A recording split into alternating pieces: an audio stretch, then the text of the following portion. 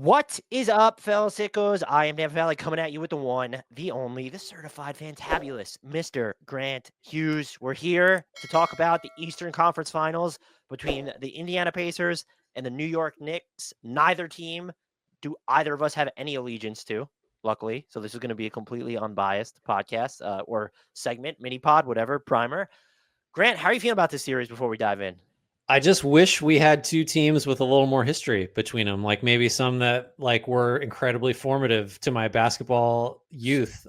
Just too bad that it's only the Knicks and Pacers. So when the Knicks went up 3-1 on the Celtics, I think I don't know what Keyshawn Johnson's on. Is it Fox? Is it ESPN? I'm just not consuming those. He had this segment where he was talking about how the Pacers will be intimidated to win a game 7 at Madison Square Garden if it comes to that. And so I was like, let's not, they haven't won the series yet. And then they went on to get trucked in game 5. And so they jinxed it. But the other thing was, and I know the Knicks were banged up, and there were people that got mad at me on social media for pointing this out. They already won a game 7 at MSG. And so it's not about, I'm not saying that the Pacers are going to annihilate the Knicks, but they're not going to be intimidated. Right. And there's a place for that. That's why we do the storyline part of this. So for anyone who's new, we do some tactical questions, our storylines, X factors, predictions. But I was just shocked and I put my fandom hat on from time to time too. But there's just a level of irrationality that even when I was super Knicks pilled, that I don't think I ever displayed. And it was just and you're being sensitive because you're responding to us. And it's well, I'm trying to have a discussion and you're just saying that I'm sensitive to you disagreeing. So that's that type of series. These teams have histories from the 90s. I really hope Larry Johnson's in attendance for every single game. And I just want them to play the 4-point play over and over again. Well, just let's get into it because this one's ripe. So let's begin as always with our tactical questions, Grant. I will let you begin with whichever side of the fence you would like. I guess like a lot of these, they kind of have one foot on one team and one in the other. So from Indy's side, it's very clear that the Pacers can become sort of unmanageable if they are able to run and get the pace going. That's both as a transition team, but they apply a lot of pressure on defense and they play quickly on offense, make quick decisions, get the ball moving, all that stuff. It's just it's almost ridiculous that they are the Pacers and pace matters so much for them just in general. But the sacrifice is you can't really control the boards if you're always running and that's the goal. So are they going to be able defensively to keep the Knicks from getting 3-4 cracks at it on the offensive glass? And that's very Mitchell Robinson specific, but Indy wants to play a certain way. And I wonder how easy that's going to be if you're also being sort of mindful. And you're going to have to be more than mindful. You're going to have to be very committed to getting defensive rebounds. And just sort of, I guess that slows the game down too. But that's kind of the dynamic I think is most interesting to me because the Knicks don't mind playing fast either, but they just have this massive advantage of offensive rebounding that the Pacers have got to figure out. And I think what's also interesting about the Pacers offense there, it's not just about them playing fast in the full court. Their half court offense is really fast. Yeah. And it sort of bleeds into one of my tactical questions because we were talking about matchups and should the Knicks continue to switch because they were able to do it against Boston? And what Indy does, and Caitlin Cooper's written about these a bunch, dating back to the days of Buddy Hield, which technically wasn't too long ago. The ghost screens that the Pacers do, the Knicks are just not wired to defend those very well. And I think in those situations, you would probably prefer to switch, right? Or no, am I wrong? And I guess it depends on, is it happening from the strong side corner? You just illustrated why the Pacers are hard to guard because you're not even being screened or ghost screened right now. And you're should you switch? But should you? I don't know. Maybe, and if you hesitate, you're lost if you're the right. Knicks. And so that's what makes them so difficult to defend. And so the Knicks played, Boston missed shots throughout that series that they know, especially at the beginning before Jason Tatum got hurt. I don't think the Knicks that's playoff basketball. And I think what's very interesting about this matchup, which I think is why this one more so than Finch versus Daigneault in OKC, Minnesota, it's not an insult to them, but Rick Carlisle will make these offensive adjustments. And I think that Joe Mazzulla will make a bunch of defensive adjustments, but he decided that if the Celtics were going to go down, they were going to go down mostly with their tried and true offensive identity. The Pacers will just try a bunch of different shit. Right. And can the Knicks defense react to more of that? I do not know. And I think that gets into, I know you said you want to talk about some of the specific matchups. I'll throw this question to you. The caveat that the regular season is the regular season. The Knicks weren't at full strength all the time. I think the Pacers weren't at full strength, some of those matchups. The Pacers have not gone the route of we are going to put, let's say, Miles Turner on Josh Hart. Mhm. But I'm just kind of like, the Knicks, when a big is guarding Josh Hart, they have Josh Hart screen. That means Karl Anthony Towns is not. And I just view that as a fundamental win for their defense because, like, one, Caitlin Cooper of Basketball She Wrote had the stats on this. If you look at Karl Anthony Towns' like points in the half court per 100 possessions or whatever it was that she used, when he's guarded by a guard, it drops precipitously from when he's defended by a big, which is Right. wild. I think it's a confluence of things. It's definitely on Towns, but the Knicks aren't putting him the ball in these advantageous positions, and also because he's not an actual advantage creator. The Knicks have one of those. Everybody, Campaign doesn't count. Mikal Bridges doesn't count. This version of OG Anunoby doesn't count. It's Jalen Brunson. But like, if you're the Pacers, shouldn't you go to that well more often, or are you kind of thinking, no, like we're not going to do that? Well, I just wonder, like, I guess with the exception of like Halliburton, you don't want Halliburton on Brunson. Everybody's like, "Oh, he's so good on Ty Jerome," and it's like, okay, let's walk it back a little bit. You think so that's like you're not doing that, but otherwise, do you want to just kind of go straight up positionally? Like, is that actually viable? So like I guess it's Neesmith probably that guards Brunson, or maybe it's Nemhard. Although like I don't know what the numbers are, but you certainly in running up to this series have heard plenty about how Brunson like has no issue with Nemhard, as good a defender as he is. So maybe that's Neesmith, but then it's like you just have Cat on Turner, and then you just have like just go down the line. Siakam guards, I guess OG, and then I guess if it's Neesmith or Nemhard, that's your Bridges guy. Like I don't know, like I think a lot feels very unsettled about how these teams are going to match up. Because to your point, like the smart move would seem to be like, yeah, just put Turner on Hart, for example, because then Hart's not going to shoot and then he can sag off and defend the rim. And okay, so now he's going to be involved in the screening action. Like there's a lot of push and pull matchup wise that I think even independent really, right? Of like, is it Neesmith or Nemhard that gets the Brunson assignment? And that's a very threshold issue. Like, can either of them slow him down, limit him somehow? But like, I just don't know what the matchups are going to look like in this series, and I don't feel confident in even like guessing. Would you agree if I were the Pacers looking at the Brunson matchup specifically? I think I would put Neesmith on him. And it's not necessarily because Brunson has had success in the past against Nemhard, even though he has. But I kind of like the idea of Nemhard being able, because then who does Nemhard going to guard after that? And I'm going to tell you, it doesn't matter Mhm. because like he'll just have the like Mikal Bridges or OG going at Nemhard if that's what they go. I mean, or if you put, if you're going to stick big to big, you put Nemhard on Josh Hart, and then all of a sudden he's the roamer. Yeah, That's kind of yeah, terrifying to me. yeah. I mean, yeah, that yeah, I mean, what okay, Okay. let's hammer it out. Like who actually if it's who's your first choice to put on Josh Hart? If I'm the Pacers, You're the Pacers. What do you think is going to work best, give you the most options, give you the most advantages? I think it's Turner on Hart because of the trickle down effect that has on Karl Anthony Towns' offense so far. Does that make sense? It's not even Yeah, about like, oh, okay, now Turner can sag off. Yeah, that's totally part of it. Or maybe you can even decide. But I mean, Karl Anthony Towns had some real success against, like, when he was being defended by bigs against the Pacers this right. year. I think it's Turner. I love the idea of just like, oh, Neesmith is on Brunson and Andrew Nemhard is like kind of flying all over the place. That's tantalizing, and you could definitely go to it for Mhm. stretches. But I think the goal should be like Jalen Brunson, for the most part, is always going to find a way. I don't mean that Right. as a cliche. Like he will get to the foul line if he's not making shots. Like he will find a way. And it's if you can take Karl Anthony Towns, he's inconsistent as it is. And if you give him more of a series that he had like against the Celtics offensively, like that's a huge win for the Yeah. Pacers. My last tactical thing, because you just made me think of it, and now I want to mention it, is like, so it's funny that it's like I think I agree with you that Turner on Hart makes sense, But I was also thinking like, well, could it just be Halliburton and he just gets to kind of chill? And it's like, well, no, because he's going to get called into every on-ball screen for Brunson and get switched onto him, and then Brunson will go at him. So the broader tactical thing is like, what kind of stomach do the Pacers have for Halliburton getting moved on to Brunson in isolation? Because the Knicks are going to hunt that.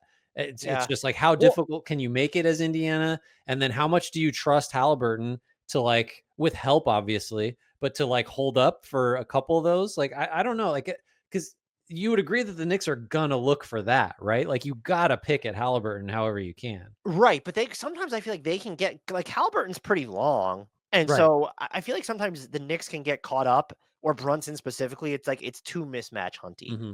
Hmm. and like that might play into the Pacers' hands because the other thing is that if Halliburton ends possessions on Jalen Brunson, that like there could be some cross matching awkwardness then at the other end. And if you have because there, I'm sure Halliburton's going to look for Brunson at the Sure. other side of the floor. And if you don't even need a ball screen to do it, Yeah. that's going to be even better for them. Yeah, that's really the key, is like both of these point guards are gonna try to involve the other point guard in as many actions as they possibly can on both ends, because that's just like, that's the soft spot. That's where you have to go.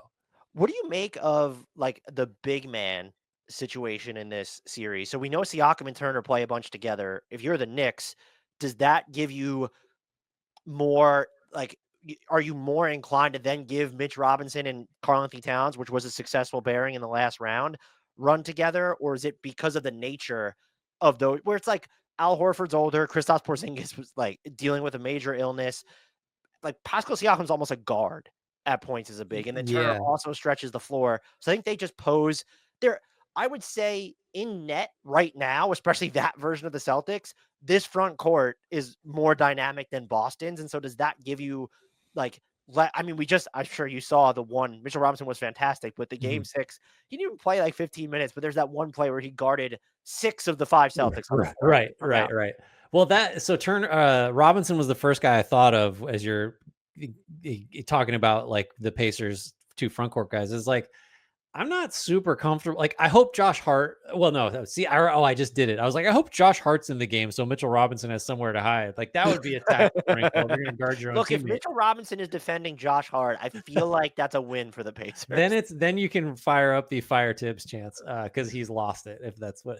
No, like, I don't know where Mitchell Robinson goes if you have Siakam and Turner on the floor, right? Because one or the other can get him away from the basket, and then you're just kind of you lose some of your rebounding clout that way. Like, I don't love him on either of those guys. Is there, of those two? I mean, I guess he guards. Well, if it's a one big look, then he just is on Turner, I guess. But if Yeah, it's Robinson and Cat, what do you do with that? I would I'm defaulting to just because Nemhard is too good on the ball, I'm defaulting to the Turner for Mitchell Robinson anyway. And if Turner's going to end up beating you from 3, you either suck it up or you make adjustments from there, I think, but that would be Mhm. the way to go. But then that leaves you with Karl Anthony Towns on Siakam. I don't know. I don't love that. Oh, you know what? He just fouled him twice as you were Yeah. saying that. Which makes me think that this could be more of a one big series for the Knicks, but I Mhm. don't know because when Well, Mitchell Robinson's Robinson's on the so floor, valuable to like the way the Knicks win, right? Like, doesn't he right? feel like a key piece? No, I mean, they aren't they boarding? I think it's like 40% of their Yeah, own it's misses a in the playoffs. stupid number. And It's so, like, and that's an advantage because that's another sort of tactical question is the Knicks are just bad. This is true for most defenses, with like the exception of the Thunder. I think statistically their defense has been better after they've missed shots on offense, which is sure. weird. Why not? I might be wrong there, but I'm pretty sure I remember looking at it, I was like, there's no way. And then as you look at the Thunder person, I was like, that probably just makes a little bit of sense. But the thing with the Knicks is they need to get their defense set. And Mhm. I almost look at like Karl Anthony Towns can't be an X factor because he's too prominent, but the things he does that frustrate, I think, the ever living fuck out of any basketball fan is he misses a 3 and then will like lollygag back and his legs are just so long. It looks like he's struggling to run all the time. It's He's an like awkward runner. We can call it out. and which that's like a physiological thing he's not responsible for.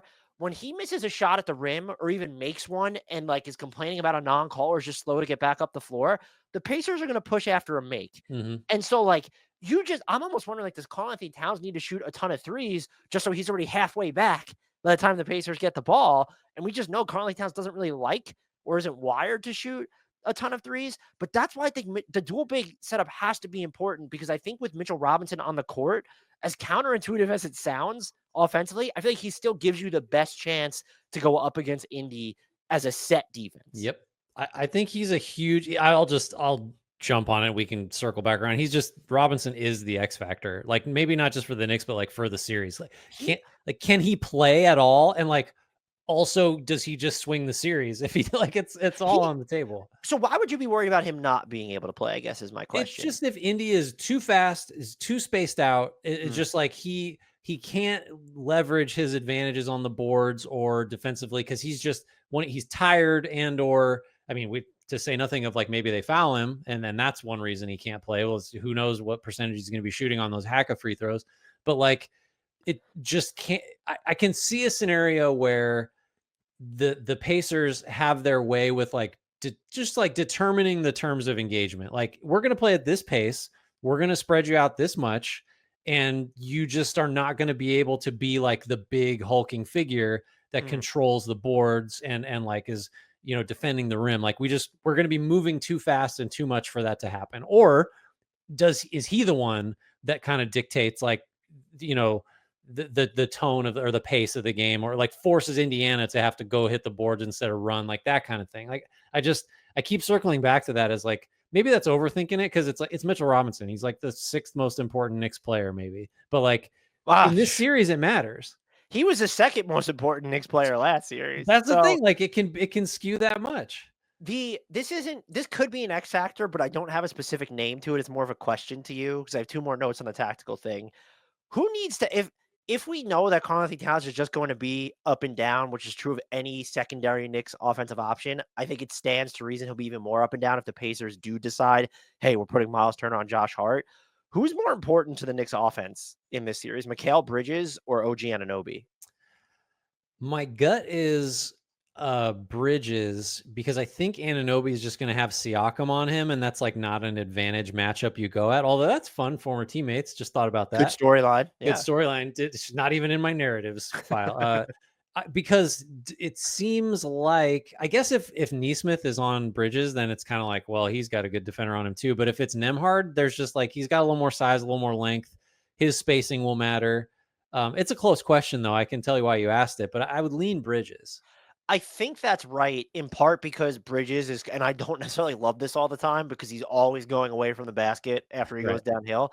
But OG Anunoby isn't, if he's taking those types of shots, it's a win for the Pacers defense. Whereas if Bridges is taking them, is the outcome always great? No, but it's by design and you feel Mhm. more comfortable with him doing it. And as LeBron and Steve Nash just talked about, like the mid range game, like it becomes really It important. does. If you can drive and pull up, that's a really important skill in the Yeah. playoffs. You remember us analyzing a lot of Suns postseason stuff a couple years ago, and it's like, what if the mid range stuff is just like that's Well, at gonna some work? point, math matters. Yes, But right. The But math got him. by the way, it might matter here because Indy is generally like when you're just looking at, and this is part of the pace at which they play, but when you're looking at them being able to win the possession battle, so they've taken 860 shots in the playoffs so far, and their opponents have taken oh wow, they've actually lost the shot attempt battle. But if Indy's going to win the possession battle, that brings into question like the Knicks' secondary offense is okay, you're going to need Towns to shoot more threes, or you're going to need more consistency. Because doesn't it always, this is anecdotal, I want to make it clear, doesn't always feel like the Knicks never have three or four of their four best offensive players going at once? It's always Jalen Brunson plus maybe one Right. guy, if that. Yeah. Well, I think there's just not enough room. The way they play offense, it's just like you're gonna get one guy maybe if you're lucky. But like Brunson has the ball so much that it's like there's just not enough to go around. Natural segue into my final tactical question. Thank you, Okay. Grant. How much do we see Jalen Brunson off the ball this series? And I'm asking that because one, we did see it against the Celtics, but two, and I do think that's a nice little wrinkle to just have in your offense, but also the Pacers are just going to defend for a full 94 feet a lot of the Right. time. And that's really taxing on Brunson to go through. Josh Hart's basically their second point guard when you're looking at like I know Campaign and Deuce McBride exist, but Mm. do you look at having him bring up the ball more, or is it because the Pacers are giving you so much pressure? It's not. We'd like to give Jalen Brunson a different look and some, in-game breaks, so to speak, that don't involve him Mhm. going to the bench. But is that just not an option against the pressure that Indy will be able to bring or will bring? I kind of think it's not an option to mess around if you're the Knicks with having someone else bring it up if Brunson's on the floor, with some exceptions, just because like he's gonna have to work his ass off to go get it in the half court after 10 seconds have elapsed because of the pressure, and then that just like doesn't feel like a recipe for offensive success for the Knicks. Like that you can see this. You've seen this particular Knicks possession 1,000 times. And I always talk about it because it's like funny whenever it happens. But if Brunson doesn't bring it up, like half of the possession is devoted to him running around trying to get it back so they Yeah. can run something. So like, I guess maybe if you could know that the energy expenditure of bringing the ball up against pressure was greater than working to get it back in the half court, then okay, don't have him bring it up. But like, I don't know that there's like, unless Indiana is just like not committed to this and not conscientious about it and not like really disciplined, I don't know that there's going to be a way for Brunson to have like an easy, quarter in this series, just because like the Pacers have to make it so that's almost impossible. Is there, and I guess because we talked about Mitchell Robinson, like, is this a Mitchell Robinson series? Is there any of the Pacers, like, when you look at how deep their rotation is stretched, is they have 9 guys Yeah. playing more than 10 minutes a game in the playoffs. And they have, I think, 8 playing more than 15. Are there any of like there? And I think you look at their starting 5, it's just, okay, this is a series for all of them. But when it's Benedict Mathurin, TJ McConnell, Obi Toppin, like, and then Ben Shepherd and Jarris Walker on the margin, of course, like, are any of their regularly used guys, do you look at them and say, well, maybe this might be a series where we see their minutes get chopped? I think of the regulars. McConnell's the first one that comes to mind because like while he's so important to their preserving the pace and like the chaos that they want to play with, like as a half court defender, I just don't think Brunson's going to feel him, and I think that's just too easy for Brunson. And then I think the Knicks are pretty big positionally. Otherwise, like I don't love McConnell's fit in the series. I think he'll play, but I don't. I think you turn more towards like, okay, Nemhard's going to play backup point guard when Halliburton's off the floor, and you can have like if Cat's on Siakam or whatever, just have Siakam bring it up. Like there's going to be ways to backfill what McConnell gave you, as long as like maybe you need him if things are going sideways and you want to just junk the game up, and that's why McConnell adds value. But I think as like a rotation staple, I don't know that I would see him that way. I will be curious if this is an Obi Toppin series. I Why think it so? probably can be, but if I'm wondering if it ever behooves them to just say like, it's gonna be one big and it's Siakam or it's just Turner and like Obi Toppin is in on the floor. I don't think that means it's gonna be a Thomas Bryant or even necessarily a Jarris Walker series, but I guess if Jalen Brunson's off the court, I guess you could just talk yourself into it being an Obi Toppin series because he's not. Who else on the Knicks is going to try and pick on? I Right. guess if you put him in a situation where he would need to defend Towns, then that's Yeah. mincemeat probably for Towns. But So then you're just doubling, and Towns is liable to make a mistake. So I think you're right about oh, Toppin though. Randall. Sorry, we've really been picking on Towns a little bit. Uh, I think like if Toppin is in the game and it's OG that's going at him or it's Bridges, I Yeah, think it's the Pacers. You're like, okay, cool. Like we'll live with this yeah, for you a talked few me out of possessions. it. I think the Pacers will be able to play 14 guys in this series. They're really excited. They sure hope so. Just because the Knicks, at some point, the Knicks will run out of gas. We have to keep saying it. Are you ready to move on to storylines? Sure. Nostalgia, that's Oh, one of them, right? yeah, it's the best. I like so many of those series just matter so much. Like all the Reggie and Spike stuff, the 8.9 seconds, the Ewing layup, LJ you mentioned, like it's pretty great. That's really fun. I hope they really go to town with like during the series, like in cutaways and like the pregame stuff. They really show like let's just give me like 6 minutes of just like a highlight reel before game one of these teams arrive. Yeah, the nostalgia, the rivalry stuff. That's the best. And like I'm so happy these two teams are playing each other. I want one like not nostalgia based narrative thing is like I think if the Pacers are successful here, maybe we're already there, but I do feel like we would have to then concede like we are in the full parity era if the Pacers make the finals, because like they were like if we'd listed 10 title contenders before the season, would the Pacers have been on the list? They Like might have been, but I can tell you with maybe Thanksgiving, they were not. I that's the thing. remember I was on this podcast and I said, "I'm out on the" You're that's right. exactly what I said.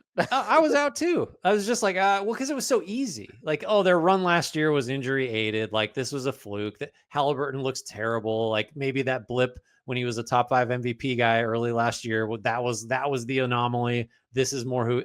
But like, I mean, these 4 teams in the conference finals, other than the Thunder, I guess. Although it's not like the Thunder have been, on the dais or the championship podium very often, or since whatever it is, 79.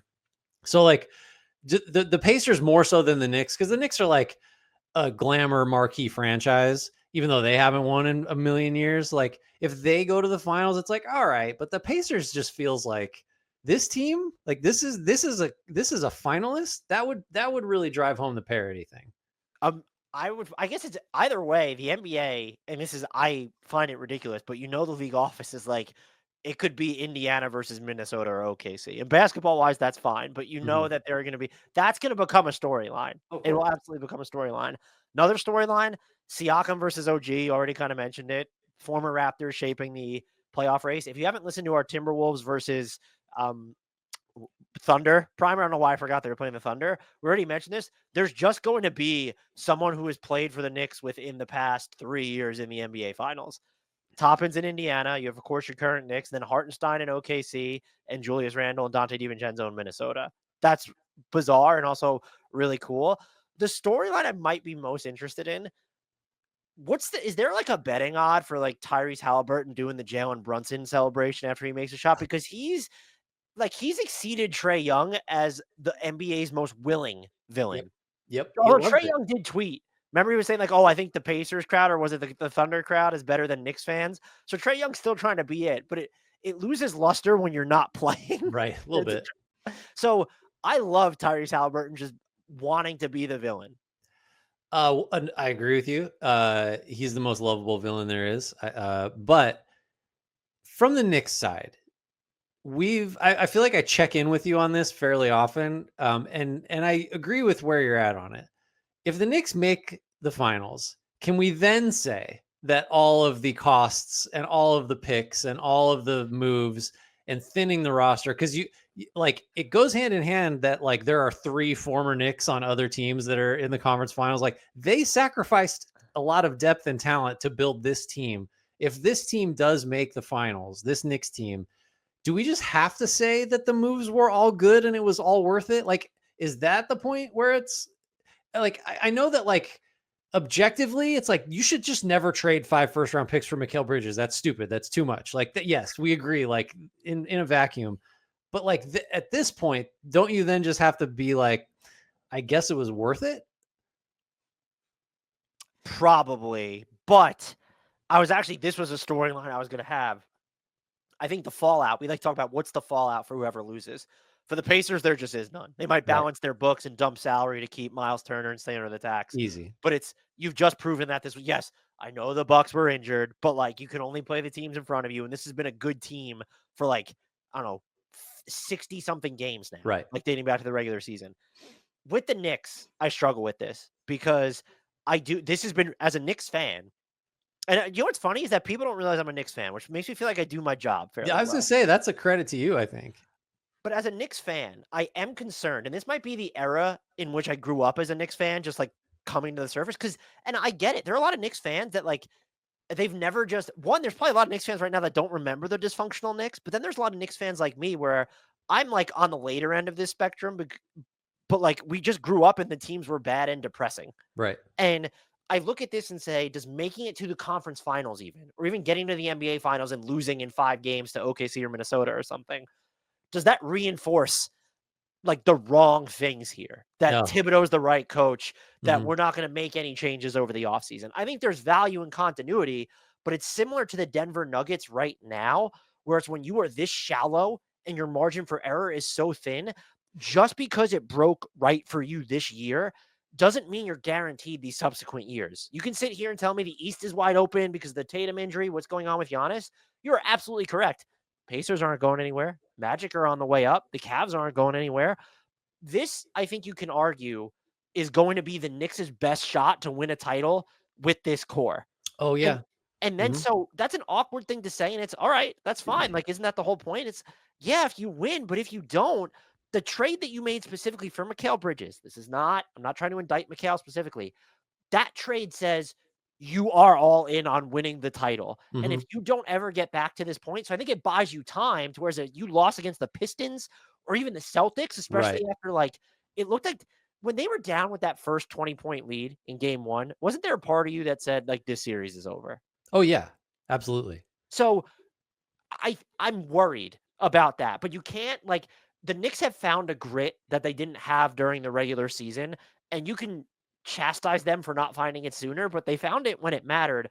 But I do think that the fallout if they lose there's such a fine line for them between I think Tibbs has saved his job. And you know what? That's fine. But now you have to honestly, Mitchell Robinson breaking out makes their offseason, if they lose here, which we haven't gotten a prediction yet, everyone wrecks, doesn't make their offseason more complicated because now it's, well, what's the expendable salary we would Right. use in a trade? There's none. We were There's trying to trade none. him all summer, and, like, he's integral now. And even if you think Deuce McBride's expendable, that dude makes like $3. Right. Like, who are you getting back in that trade? So it's all of a sudden, how do we use the mini MLE to make this team better? Yeah. I, I don't know.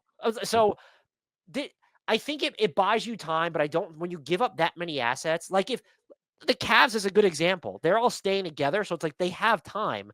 But like you gave up all those picks for Donovan Mitchell. Now if you start trading Darius Garland and Jared Allen or whatever, like all right, like there's a different type of urgency there. The Right. Knicks didn't have that same infrastructure. Like they gave up. I understand the reality of what they did. They didn't send out any real players like to them anyway.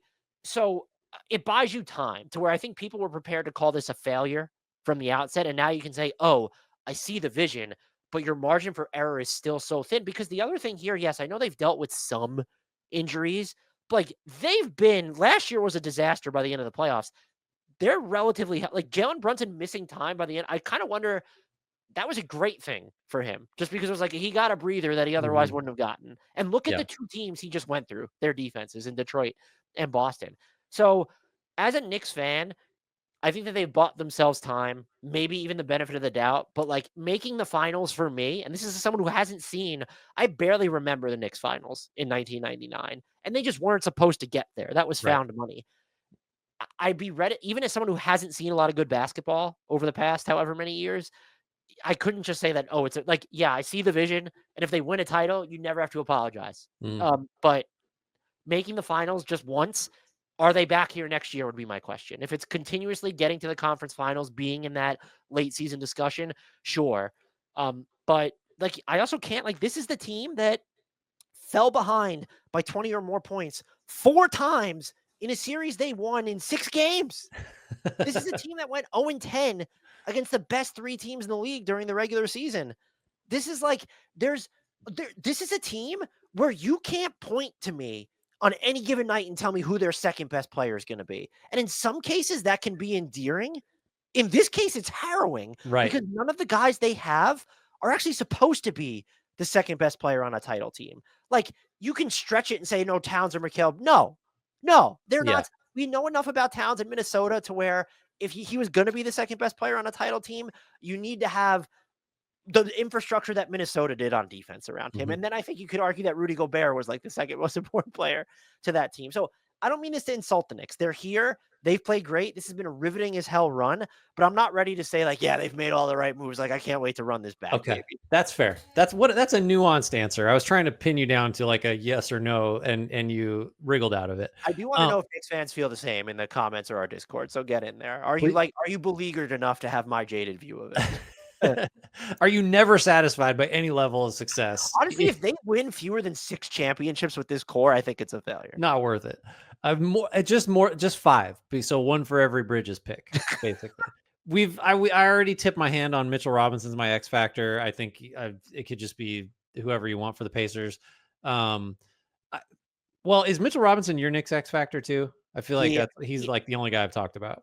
I think he has to be. You could go with because I can't even get there with Josh Hart just because it's like he can go 5 of 7 from 3 every single night, and the Pacers will just be like, "Yeah, that's fine." It's Nothing not gonna changes. so I think it has to be him because otherwise it gets too high end. Like, Karl-Anthony Towns is technically an X factor, and that's kind of a problem, That's all I was right? gonna say. That feeds into your whole deal on the Knicks is like That he can't be an X factor. He's got to be like a given.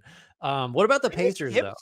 Like, do you expect them to switch as much against Indiana as they did Boston?